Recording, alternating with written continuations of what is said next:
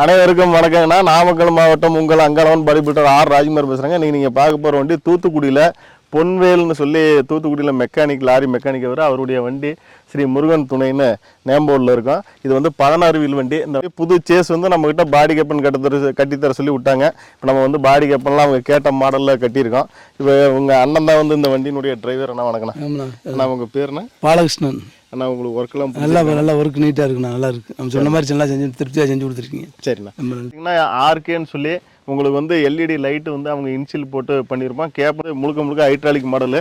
இது வந்து கையால் இப்படி தூக்கி விட்டுக்கலாம், திரும்பி வேணாயிட்டுனா கையால் இப்படி அழுத்தி விட்டுக்கலாம். அந்த அமைப்பில் செஞ்சுருக்கு. பம்பர்லேயும் பார்த்தீங்கன்னா லைட்டிங்லாம் வந்து கலர் லைட்டிங்லாம் வந்து மைக்கா டிசைனிங்லாம் காலமாடு படம் போட்டு சென்டரில் வந்து பால் லைட்டெல்லாம் வச்சு வண்டி ஃபுல்லாகவே லைட்டிங் ஒர்க்லாம் பண்ணியிருக்கேன். இப்போ பகலாக இருக்கிறனால அது போட்டு காமிக்க முடியல. சேனல் பார்த்தீங்கன்னாக்கா பக்கத்தில் வந்து 5 சேனல் போட்டிருக்கோம்.